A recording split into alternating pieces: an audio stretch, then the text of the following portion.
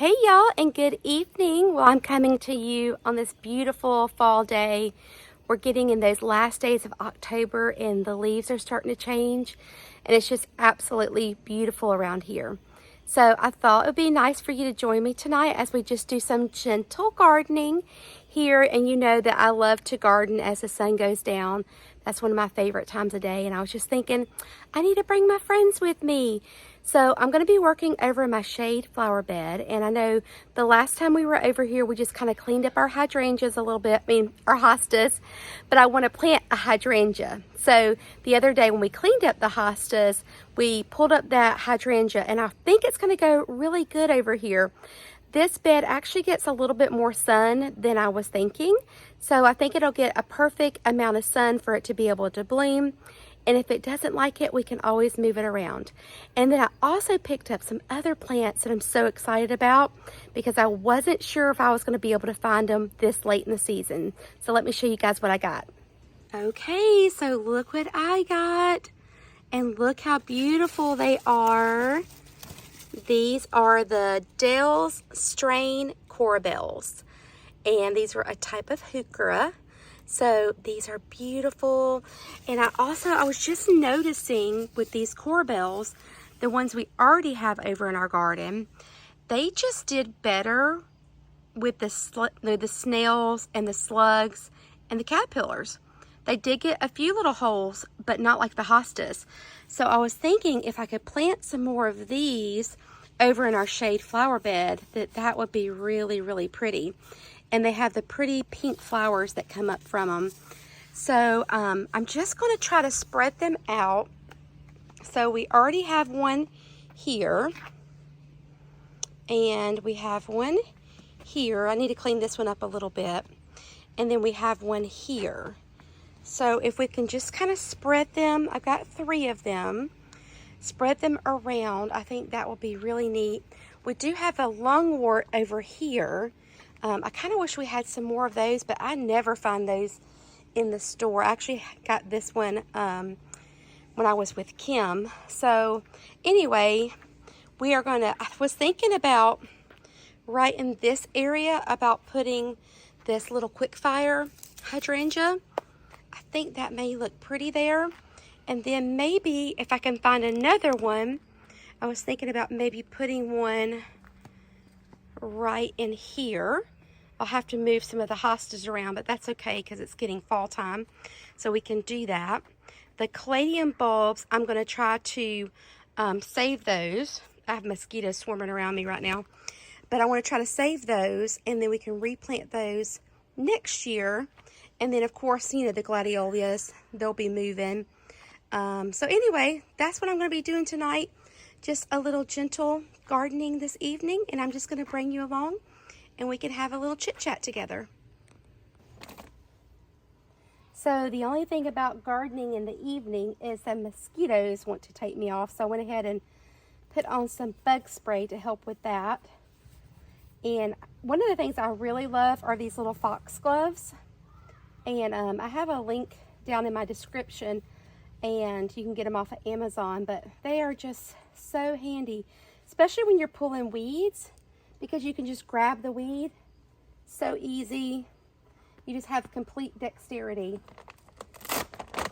So I went ahead and dug my hole for the hydrangea. I'm going to put some Biotone starter fertilizer in there. This is the one we dug up and had some crazy roots on it. So we're going to get all these roots. Look at those roots, guys. We're going to just try to get these roots back in here. I guess we'll just kind of gently fold them in. I don't want it to kind of go in a circle, but also don't want to dig a big trench for them. So I think this is going to look really good here. I'm going to go ahead and take off the spent blooms, but we'll just get this filled back in. So when we first bought this house, this flower bed was just full of these pieces of, I thought it was lava rock, but it's actually some kind of brick. So there's still some of that in here, but the plants seem to be growing good despite despite the little pieces in here. We tried to get them up, but there were so many of them. They did the thickest layer. So then we added in some topsoil and some compost, and each year we've just been adding on more compost and more compost and more compost. I feel like every time I go to the store I'm having to buy compost, topsoil, all the time. Do y'all feel that way? Mulch? Okay, so there is that hydrangea in the ground.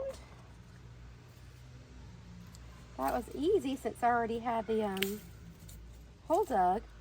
So this is a panicle type hydrangea, which means it blooms on new wood, and cutting these back is not going to affect next year's blooms. This one was very pretty for the first year, and I really could not believe how well the roots had grown. Where a lot of our hydrangeas had struggled, this one actually looked really good. But we'll just kind of clean this up a little bit, get it neat and tidy. And then in the spring, if there's anything that has died or is broken, then we'll get that cleaned up at that time. I know with our little line punches, Mary Faith actually helped me to get those done. And we just talked about, you know, any of the ones that were like crossing each other, or little, you know, little small ones, to go ahead and clip those. Like this is crossing over here, we might as well just go ahead and clip that here, because that's not a good situation to be in. Some of these small inner ones I'll go ahead and take out too, but we'll do a little bit more pruning in the spring. So that one is done.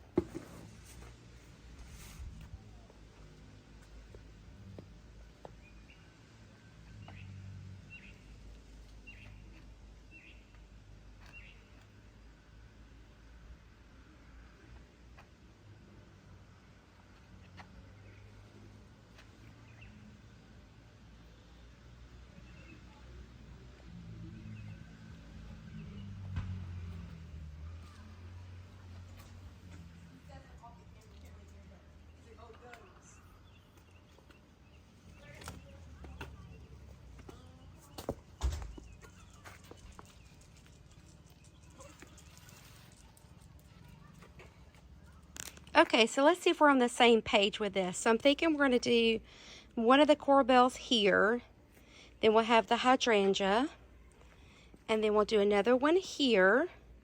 We already have one here. Then I'm thinking about doing another hydrangea here, so we'll leave that space open. Do one right here. We already have one there, and then we have one here.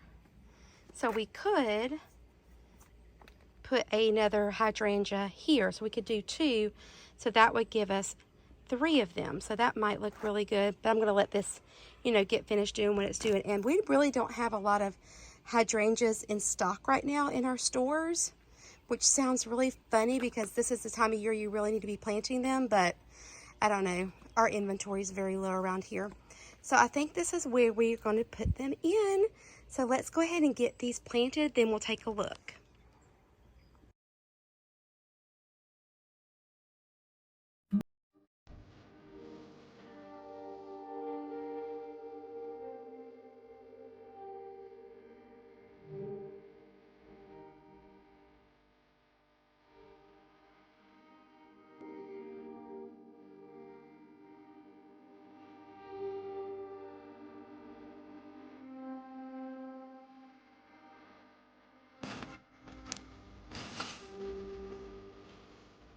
Oh my gosh. What the heck? It's crazy. Ugh. They just dumped a whole bunch of concrete in there. Bunch of concrete. We'll just set it Pretty soil. Pretty like clay soil. What's sand? Sandy, isn't it? It's literally just sand. It might be some of the backfill from the house. Oh, that's right. Wow. Well, after we dug to China, we could also, it's a little bit clay. Well, that's a piece of rock. That's another piece, yeah. It is a little bit clay. Another piece? Yeah. Holy cow. It's almost like they were just like, all right, just dump it over the side. Yeah, just dump They don't want to garden anyways. They're putting rocks in there. Pretty much. Pretty much. Oh, and also the big toad frog hides underneath that. Oh, the big toad frog? Yeah, he scared me. Is he still under there? Well, he moved. He moved over to the little drain thing. Oh. He's a big one, though. Where is he? Let's see. He went to the little drain thing, but he was right there. He might be underneath the drain. I won't see the frog. I don't know. He's a big boy. Okay, now I gotta put this dirt back in this hole. Get this off the crown of my hydrangea. Oh, Winifred. Oh, how beautiful you are, Winifred. Oh. That's a bitty bitty And a patati. bit of a cherry. Well, this will be nice and lofty for it to grow in. I'm glad we found that, though. Yeah. Because sometimes you do have plants that die and you think, well, what happened? And then what I do wrong? Yeah, what did I do wrong? You didn't do anything wrong. 10-inch piece of rock underneath there. Oh, Winifred. You're so cute. But you smell really bad because your mommy could bathe you. Stinky, stinky. For you. Well, I think my favorite part with the escape room, probably when that next door opened, and then for me I didn't know it was going to open. Well, only for me to realize that we only have like How many minutes? I think we had like 10 to 15 minutes left. Yeah. It was very short. It was so sad. I was like, man, and I feel like we had finally gotten in the rhythm of it, and we're like, okay, yeah, we're doing things, we're solving things. Everything was like coming together. We were able to finally put the train set where it needed to be, and the wheel, like the cogs and everything. I feel like we were supposed to figure out those other ones that we didn't really like early on. Yeah. And then by the time we had figured out the cogs and stuff, we'd already had that second room open. Yeah. You know? But So we're having to go back and forth then after that. Yeah, but we were just struggling. You know the one, the Brave New World one we did? That one we were constantly going back and forth because we had done it like we did it at a pretty good pace, I feel like. We ended up finishing with just like a minute left on that one. But this one, man, this one was a struggle. Yeah, it was hard. I feel like all the previous ones we did, it was always like an hour and 30 minutes. No, they're supposed to be an hour. Or was it just an hour? Maybe I'm just gaslighting myself. Well, they want you to get there earlier so you can watch the little presentation or whatever. But when he said on the screen the people standing near the box thing need to step away, I was like, what's gonna happen? Oh yeah, I think he might be in control of unlocking that. Oh, okay. Because they're watching you in a whole nother room. And But wasn't he slow to answer some of our questions though? Well, I think he was trying to figure out what we were on. He may not have been like fully watching us for some stuff, and so whenever we were just asking for hints, we might have needed to be a little bit more specific. Yeah, like how do you open up this lock? Yeah, can I get a hint for like this lock or that lock or whatever? Yeah, and we should have asked for the hints like way early on. But Yeah, I feel like that too. alas, what can you do? So I know this has a lot of that brick stuff in here, but we've been planting around it and it's been doing fine. So Maybe it gives it some kind of... Well, it probably helps with drainage. Yeah. I was trying to find a word for it. I was going to say filtration, but Yeah, it's not filtration. really... No, yeah, like filtration, yeah. I just don't know if that's the word I was looking for. I mean, I would love to have it all gone, but me and Savannah, we cleaned out this bed and it was so full of rocks. Oh my gosh, it was tremendous. It was probably like that thick, which with is rock. just insane. That's a lot of rock. They had to get like dump truck loads of rock. Well, no, because that was like whenever we went to Lowe's that one time, and there was that older couple there, and they're like, "Yeah, we're just gonna fill the garden bed with rocks." I was like, "Oh my gosh," because we were like, and by we I mean you guys. I wasn't participating. Yeah. But Like, hey. you guys were literally in the process of removing all the rocks. So. Well, some people just think it's lower maintenance, but then once the weeds start growing on their fabric, then they learn very quickly that it's not lower maintenance. We have that one neighbor, at the corner, at the very end of the, like at the other end of the neighborhood, and he goes and he flame torches his rocks. Yeah, like I saw him last winter, like around Christmas time, with a flamethrower, just like out there, just scorching his rocks up. Well, they say you that got to burn all this stuff back. They say that does better than the like Roundup and stuff, which is not good for you. No, yeah. And they seem pretty particular about their yard and stuff, which is nice. I mean, it's really pretty.